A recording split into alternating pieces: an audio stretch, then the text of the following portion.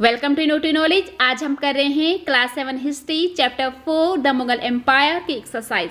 तो हम शुरू करते हैं। Question number 1, match the following. तो एक साइड है इसमें क्वेश्चन और दूसरे साइड है इसमें आंसर। तो जो भी क्वेश्चन जिस भी आंसर से फिट बैठता है उसके साथ हम उसे मैच कर देना है। इसमें नंबर 1 वर्ड है मनसब। तो मनसब क्या होता है ये हमने अच्छे से पढ़ा है, मीन्स की रैंक, पोजीशन। तो इससे हम मिला देते हैं। अब है इसमें नंबर 2 वर्ड मंगोल। तो मंगोल क्या थे? ये थे उज्बेक्स, मीन की जिन्होंने बाबर को अपने सिंहासन से उखाड़ फेंका था जब वो फरगना में था, जब वो सिर्फ और सिर्फ 12 साल का था। ठीक है। तो इसमें नंबर 3 वर्ड है हमारा सिसोदिया राजपूत। तो इस वंश के राजा काफी ज्यादा वीर, प्रतापी और देशभक्त रहे हैं, जैसे कि राणा सांगा, जिन्हें बोला जाता है महाराणा संग्राम सिंह। तो वो इतने ज्यादा वीर प्रतापी थे कि जब वो बाबर से लड़ रहे थे उन्होंने बाबर को हरा ही दिया था, अगर एक देशद्रोही ने उन्हें धोखा न दिया होता तो ऐसा बोला जाता है कि उनकी एक आंख भी चली गई थी, एक हाथ भी चला गया था और उनके शरीर में 80 घाव थे। तब भी क्या था कि वो लड़ते रहे।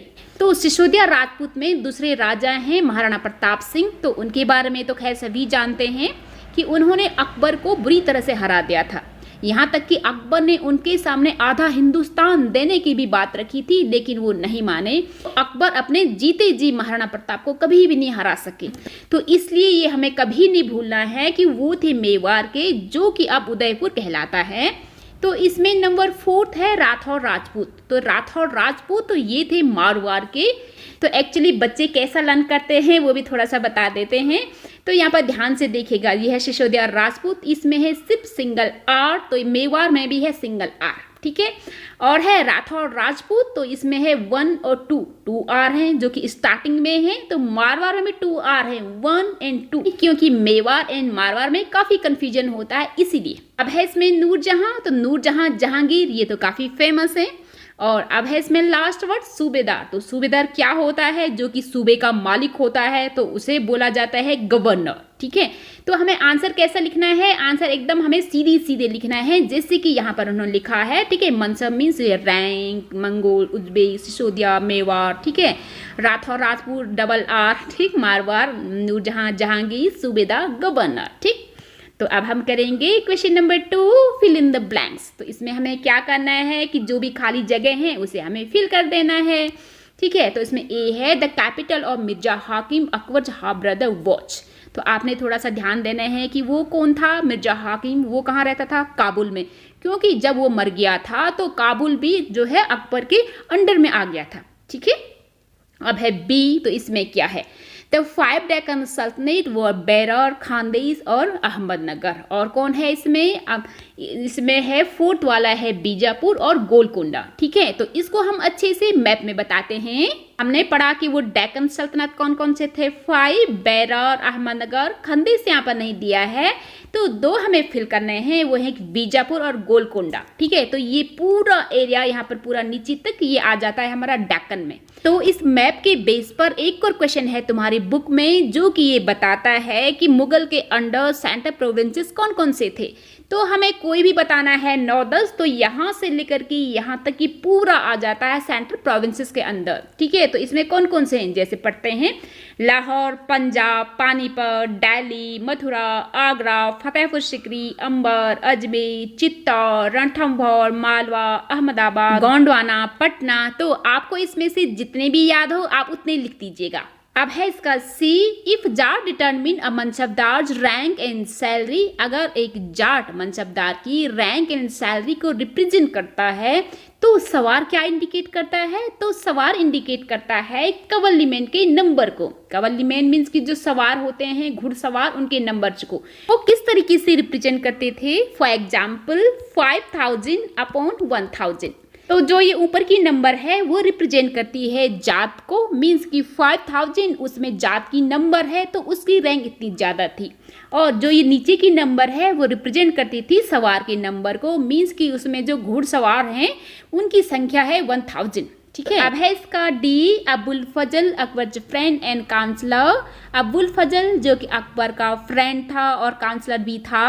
Help him frame the idea of, तो उसने कौन से आइडिया को फ्रेम करने में हेल्प की थी? तो उसने हेल्प की थी सुलह कुल के आइडिया को फ्रेम करने में, जिसका मतलब होता है कि सारे धर्मों के लोग समान हैं। ठीक है, तो so that he could govern a society composed of many religion, cultures and caste. ठीक, तो इसका हम डायरेक्टली आंसर ही देख लेते हैं। तो ये देखेगा कि Abul Fazl Akbar friend and counsellor help his friend the idea of sulh kul so that he could govern, जिससे कि वो क्या कर सके, एक ऐसे सोसाइटी में जिससे कि अलग अलग धर्मों के लोग और अलग अलग कल्चर एंड कास्ट के लोग इकट्ठा रहें, आपस में लड़ाई झगड़ा ना करें, एकदम से शांति बनी रहे। तो इसलिए अकबर ने सुलह कुल नाम के आइडिया को फ्रेम किया था और उसके फ्रेंड अबुल फजल ने उसकी हेल्प की थी।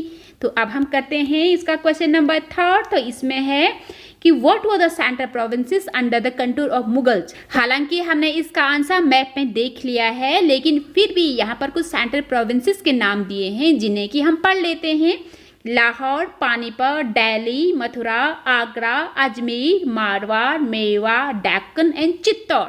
तो अब हम करते हैं question number 4। What was the relationship between the mansabdar and jagir, कि जागीर एंड मनसबदार के बीच में कैसा रिलेशन था। खैर ये हम चैप्टर में बहुत अच्छे से पढ़ चुके हैं, फिर भी हम यहाँ पर पढ़ लेते हैं कि mansabdar receive their salaries as revenue assignment called jagir. Means mansabdar के लिए सैलरी रेवेन्यू कलेक्ट करने के लिए लैंड फॉर्म में जागीर मिलती थी। Mansabdar did not actually reside in और एडमिनिस्टर देयर जागीर्स, हालांकि ये क्या करते थे, वहाँ पे रहते भी नहीं थे और उन्हें एडमिनिस्टर मीन की वहाँ पर प्रशासन भी नहीं चलाते थे। They served in some other part of the country while the revenue was collected for them by their servants. तो वो क्या करते थे कि कंट्रीज के दूसरे पार्ट में सेवाएं देते थे और रेवेन्यू कलेक्शन का काम जो है उनके नौकर क्या करते थे। तो अब हम करते हैं question number 5। What was the role of zamindar in Mughal administration, कि मुगल एडमिनिस्ट्रेशन मीन्स कि मुगल प्रशासन में जमींदार का क्या रोल था, मीन्स कि जमींदार क्या काम करते थे। तो हम इसे देखते हैं। Role of the zamindar in Mughal administration was to collect the revenue and taxes from the peasants, कि जमींदार जो है ना वो इंटरमीडिएट का काम करते थे, मीन्स कि मध्यस्थ का काम। तो ये करते थे फेजेंट से टैक्सेस एंड सैलरी को कलेक्ट और दे देते थे मुगल के पास। ठीक है, तो ये कहलाते थे जमींदार। Thus they acted as the intermediate between the Mughals and Faisands, इसीलिए वो उन दोनों के बीच में मीन्स की मुगल्स और फेजेंट्स के बीच में वो मध्यस्थ का काम करते थे, मीन्स की इंटरमीडिएट का काम। In some areas, the zamindar exercised a great deal of power and were considered a part of the rural elite, like the village headmen or the chieftains. तो कहीं कहीं एरिया में क्या था कि ये जमींदार काफ़ी ज़्यादा पावरफुल बन गए थे, स्पेशली मुगल एम्पायर के लास्ट रेन में, जबकि औरंगजेब राज कर रहा था। हालांकि मुगल सब इंटरमीडिएटरीज के लिए एक ही वर्ड यूज करते थे, जमींदार, चाहे वो गांव का कोई हेडमैन हो या फिर कोई सामंत हो जिसे कि चैप्टन बोला जाता है। अब हम करेंगे question number 6। How were the debates for religious scholars important in the formation of the Akbar's idea of governance, means कि जो अकबर की स्कॉलर के साथ जो भी डिबेट होती थी, मीन्स जो भी डिस्कशन होता था, अकबर के शासन के आइडिया को फ्रेम करने में किस तरीके की इंपॉर्टेंट भूमिका निभाई, तो ये हमें बताना है। तो हम शुरू करते हैं कि Akbar's interaction with the people और different faiths made him realise that कि religious scholar who emphasise ritual and dogma were often bigot. तो अकबर ने डिफरेंट रिलीजन के स्कॉलर से बात की, तो उसने ये पाया कि वो लोग जो है उसकी प्रजा को तो बांट देंगे, मीन्स कि वो काफी ज्यादा रिचुअल और डॉगमा इन पे ज्यादा एम्फेसाइज करते थे, तो जिन्हें अकबर ने बोला है कट्टर। Teachings by different religious scholars created divisions and disharmony amongst his subjects, means ये डिफरेंट रिलीजियस स्कॉलर हैं, ये उसकी प्रजा को बांट सकते थे और उनके बीच में असमानता ला सकते थे। तो इसलिए अकबर ने क्या किया कि this led to the idea of sulh kul universal piece. तो इसलिए अकबर ने ऐसा सोचा कि सब जगह जिससे शांति फैले, तो वैसे आइडिया को उसे उन्होंने नाम दिया है सुलह कुल, विच मीन्स टॉलरेंस, जिसका मतलब होता है कि सहिष्णुता, and not to discriminate between the people of different religion in his realm, means कि उसके शासन काल में डिफरेंट लोगों के बीच में, चाहे वो किसी भी धर्म का हो, उनके बीच में कोई भी असमानता ना हो और वो आपस में लड़े नहीं, बस इसका एक ही मतलब था। तो अब है इसका fourth point, they framed a vision of governance around the idea of sulhekul focus on a system of ethics, honesty, justice, peace which was the universally applicable. तो उसने अपने शासन का दृष्टिकोण इस बेस पे बनाया, उसमें क्या होनी चाहिए, मॉरल वैल्यूज होनी चाहिए, जैसे कि ऑनेस्टी होनी चाहिए, न्यायप्रियता होनी चाहिए, यानी कि शांति होनी चाहिए, जिससे कि पूरी दुनिया में यूनिवर्सली एप्लीकेबल होना चाहिए। तो अब है इसका number fifth, this system of governance was later followed by Jahangir और शाहजहां एज वेल। तो क्योंकि जहांगीर और शाहजहां को ये विचार काफी पसंद आया, तो इसलिए उन्होंने अकबर की इस नीति को अच्छे से फॉलो भी किया। तो अब है इसका क्वेश्चन नंबर 7 कि why did the Mughals emphasise their Timurid and not their Mongol descent. Mughal जो है अपने टैमरिड वंशज को तो काफी ज्यादा एंजॉय करते थे, मींस कि उस पर काफी ज्यादा बल देते थे, ऐसा बोलते थे कि हाँ हम टैमरिड के वंशज हैं, लेकिन वो कभी भी नहीं चाहते थे कि वो मंगोल के वंशज कहलाएं, क्योंकि उन्हें मंगोल के वंशज बोलने में शर्म आती थी। मंगोल का नेता है चंगेज खान, वो जुड़ा है किसी भयंकर मैसेकर से। ठीक है, तो हम इसका वर्ड टू वर्ड पढ़ते हैं। The Mughals emphasise their Mongol descent because Genghis Khan, तो हालांकि यहाँ पर आना चाहिए था डिड नॉट। ठीक है, तो यहाँ पर थोड़ा सा उन्होंने कुछ छोड़ दिया है, द मुगल डिड नॉट। ठीक है, तो यहाँ पर आपने ध्यान से लिख देना कि the Mughal did not emphasise their Mongol descent because Genghis Khan memory was associated with a massacre of innumerable people। क्योंकि जो मंगोल्स का नेता था चंगेज खान, वो इतना ज़्यादा खूंखार था कि उसने बहुत ज़्यादा लोगों को क्या किया था, मार दिया था। मीन्स कि मैसेकर ऑफ इन्यूमरेबल पीपल, कोई गिनती ही नहीं थी, इतना लोगों का उसने नरसंहार किया था। It was also linked with Uzbeks, और साथ ही साथ एक दूसरा मंगोल ग्रुप था जो कहलाता था उज्बेक्स, जिन्होंने कि बाबर को उसके सिंहासन से जब वो फरगना में थे वहां से उखाड़ फेंका था। तो इन दो रीजन्स की वजह से वो नहीं चाहते थे कि वो मंगोल के वंशज कहलाएं। मंगोल मीन्स कि मुगल, तो दियर मंगोल कॉम्पिटिटर। ठीक है, यानी कि उज्बेक्स के बारे में बताया है। तो दूसरी साइड क्या है कि अब तैमूर एंसेस्ट्री के बारे में भी बताते हैं कि on the other hand they were proud of their Timur ancestry. ठीक है, तो not least all because their great ancestor had captured Delhi in 1398। इसीलिए तैमूर एंसेस्ट्री पर प्राउड फील करते थे, क्योंकि जो तैमूर थे उन्होंने एक बार दिल्ली को कैप्चर किया था, तो उन्हें काफी ज्यादा प्राउड फील होता था इस पर।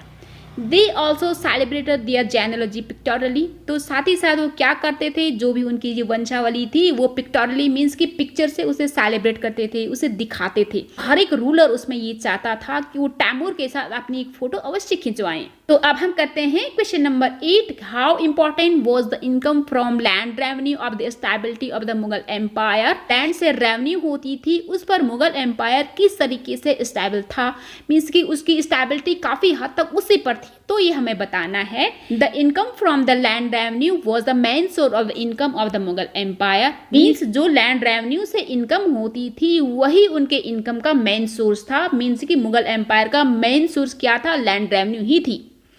तो अब है इसमें the Mughal empire was very large, therefore for running the administration and maintaining law and order the huge amount of finance needed with the comes from the revenue. क्योंकि मुगल एम्पायर जो है काफ़ी बड़ा था, दूर दराज तक फैला था, तो काफ़ी ज़्यादा लोग रहते थे, इतना बड़ा उसका एडमिनिस्ट्रेशन था। ठीक है, तो उसके काम काज को सही तरीके से चलाने के लिए उसका फाइनेंस का खर्चा काफ़ी ज़्यादा आता था। तो वो किस पर डिपेंड करता था, तो वो आता था सिर्फ और सिर्फ लैंड रेवेन्यू से, यानी कि भूमि कर से। तो अब है इसका number 3, the land revenue is also important for salaries of the soldiers and officers and the welfare works of the Commons. तो जो लैंड रेवेन्यू होती थी वो इसलिए भी इम्पॉर्टेंट थी कि सिर्फ राजा या उनकी फैमिली के लिए नहीं, बल्कि उसे जो सोल्जर रखने होते थे उनकी सैलरी के लिए भी, सब लोग थे उनके लिए भी, और साथ ही साथ जो कॉमन लोगों के लिए कुछ करना होता था। मीन्स कि वरना जनता पे उसको रेवेन्यू क्यों देगी अगर वो कॉमन्स के लिए कुछ करेगा ही नहीं। तो इसलिए उन्हें लोगों की भलाई करने के लिए कुछ ना कुछ, जैसे कुएं खुदवाना, किले विले बनवाना, तो ये सब भी उसे करना पड़ता था। अब है इसमें number 4, land revenue played a crucial role in the economy as well as administration of Mughal empire. यानी कि जो लैंड रेवेन्यू थी उसने उस टाइम के इकोनॉमी में और मुगल एम्पायर के एडमिनिस्ट्रेशन में काफी अच्छी सी भूमिका निभाई। मीन्स की काफी इंपॉर्टेंट भूमिका उसने निभाई। करते हैं question number 9, why was it important for the Mughals to recruit mansabdar from diverse backgrounds and not just Turanis and Iranis. Means Mughal के लिए मनसबदार की नियुक्ति डिफरेंट बैकग्राउंड से करना क्यों जरूरी था, सिर्फ और सिर्फ टुरानीज या ईरानीज ही क्यों नहीं? तो इसका आंसर ये है कि वरना लोग भड़क जाते थे कि हमें क्यों नहीं इम्पोर्टेंस दी, और साथ ही साथ ये भी है कि जो लोकल लोग हैं वही लोकल लोग की प्रॉब्लम समझ सकते थे, जो जहाँ रहता है वहाँ के बारे में वही सबसे अच्छे से जानता है। और उसका थर्ड पॉइंट ये है कि अकबर ये चाहता था कि उसका एम्पायर काफ़ी लंबे टाइम तक टिके, जिससे कि लोग उसे माने। ये तभी पॉसिबल था कि जब लोग खुश रहें और साथ में मिलजुल कर रहें। तो हम इसका पॉइंट टू पॉइंट पढ़ते हैं अब। उसमें number 1, it was important for the Mughal to recruit mansabdar from the diverse background and not just Turanis and Iranis in order to provide stability to the empire. हाँ, जैसे कि अभी बताया कि उसके लिए जो है टुरानीज और ईरानीज को ही नहीं रखना था, बल्कि जो डिफरेंट बैकग्राउंड के लोग थे उन्हें क्या करना था, मनसबदार के पद पे उन्हें नियुक्त करना था, जिससे कि उसके एम्पायर में स्टेबिलिटी रहे। मीन्स कि लोगों को ये न लगे कि हमें इग्नोर कर दिया है, बाद में कहीं वो भी उसके खिलाफ बगावत न कर लें, इसीलिए। तो अब है इसका नंबर 2 कि more ever the problems of common folks would be understood better by the people living there. तो इसका रीजन ये है कि अगर वो किसी लोकल रीजन के किसी आदमी को वहाँ का मनसबदार बनाता है तो वो उन लोगों को बहुत अच्छे से जान लेता है, क्योंकि वो वहाँ रहता है, इसीलिए। तो अब है इसमें नंबर 3 कि they came here to the rule and maintain the balance between the diversity of the country as well as to respected they recruit mansabdar from diverse backgrounds. तो थर्ड ये है कि क्योंकि उन्होंने इस टाइप की जो डाइवर्सिटी है हमारे कंट्री में उसे उन्होंने मेंटेन करना था कि वो प्यार से रहें, लड़ाई झगड़ा ना करें, ठीक है, और साथ ही साथ उसे जनता की रिस्पेक्ट भी चाहिए थी, इसीलिए उन्होंने डिफरेंट बैकग्राउंड से डिफरेंट टाइप की मनसबदार को नियुक्त किया। तो अब है इसमें number 4 point, they also don't want the people to rebel against them on the basis of the being a common mansabdar और privilege to Turanis and Iranis, क्योंकि वो नहीं चाहता था कि अगर टुरानीज और ईरानीज को बना दिया जाए तो जो कॉमन लोग हैं, मीन्स कि वहाँ की जनता है, उसके खिलाफ वो रेबल न कर दें, मीन्स कि विद्रोह न कर दें, तो वो ये प्रॉब्लम नहीं चाहता था, तो इसीलिए उसने डिफरेंट लोगों को मनसबदार बनाया। तो अब है इसका नंबर 10 कि like the Mughal empire, India today is also made up many social and culture units does this pose up challenge to national integration. तो मुगल एम्पायर की तरह इंडिया में आज भी डिफरेंट टाइप की सोशल एंड कल्चर यूनिट्स हैं, मीन्स कि इतनी ज़्यादा डाइवर्सिटी है, इससे देश के एकीकरण में, देश की यूनिटी में कोई प्रॉब्लम आती है, मीन्स कोई चैलेंज फेस करना पड़ता है। अब हम इसका आंसर देखते हैं कि today India follows a culture और tradition of unity in diversity. आज यहाँ पर क्या है कि डाइवर्सिटी में यूनिटी है, मीन्स कि डिफरेंट टाइप के लोग हैं तो सब एक हैं, हम सब भारतीय हैं, ऐसा विचार सबके मन में होता है। People living here are united by the heart and love the diversity of their own country. तो जो लोग यहाँ रहते हैं वो एक दूसरे से प्यार करते हैं, ठीक है, और उनके बीच में चाहे कितनी भी डाइवर्सिटी हो वो इसे इंजॉय करते हैं। They consider this as their own motherland, तो वो क्या मानते हैं कि ये हमारी मदरलैंड है, मीन्स कि हम सब इंडियन हैं, ठीक। Moreover, they got the right to choose their own government and freedom to do what they want without harming anyone। तो सबसे बड़ी बात क्या है कि वो अपनी गवर्नमेंट खुद चूज कर सकते हैं और साथ ही साथ वो बिल्कुल फ्री हैं कि कौन सा काम उन्हें करना है और क्या करना है, बशर्ते किसी को कोई नुकसान न हो। लेकिन मुगल एम्पायर में ऐसा नहीं था, उनका तो गवर्नमेंट भी चेंज नहीं हो सकता था और साथ ही साथ वो फ्री भी नहीं थे कि उन्हें कौन सा काम करना है, जिसको जो काम सौंपा गया था उसे वही काम करना था। Does face some challenge, but it is like a drop in the sea। हालांकि हमारे देश में आज इसमें काफ़ी चैलेंज भी है, हालांकि इससे हमारे देश में कुछ चैलेंज भी हैं, मीन्स कुछ समस्याएं भी हैं, लेकिन वो क्या है कि इतने बड़े महासागर में जैसा छोटा सा बूंद होता है बिल्कुल उतना ही है। So India is now an integrated country with diversity as its USP and never pose a challenge to the national integration। इसलिए इंडिया में इतनी ज़्यादा डाइवर्सिटी होने के बावजूद भी यूनिटी है and never pose a challenge to national integration, और कभी भी नेशनल इंटीग्रेशन में कोई भी प्रॉब्लम नहीं आती है। अब है इसका क्वेश्चन नंबर 11 कि peasants were vital for the economy of the Mughal empire. इस जो फेजेंट हैं वो मुगल एम्पायर की इकोनॉमी के लिए काफ़ी ज़्यादा जरूरी थे। Do you think that they are as important today? तो क्या तुम्हें ये लगता है कि फेजेंट आज भी हमारे उतनी ही ज़्यादा इम्पॉर्टेंट हैं? तो हाँ, बिल्कुल है। तो has the gap is income between the rich and poor in India change the great deal from the period of Mughal? और इंडिया में रिच एंड पुअर के बीच जो इनकम गैप है क्या वो बढ़ा है कि घटा है मुगल टाइम से। तो आप लोग ये अपने आप से बताना है कि जो ये गैप है पुअर एंड रिच के बीच में वो आज बढ़ा है कि घटा है। तो इस क्वेश्चन को आप अपने आप करना, जिससे कि आप लोगों को थिंकिंग पावर बढ़ेगी, राइटिंग स्किल बढ़ेगी और आप लोग क्या है कि फिलोसफर बन के उभरेंगे। ठीक है, हालांकि हमेशा बने बने क्वेश्चन को कॉपी करना अच्छा नहीं होता है। तो थैंक यू। अगर आपको इस वीडियो से थोड़ी सी भी हेल्प हुई हो तो please like share and subscribe the channel.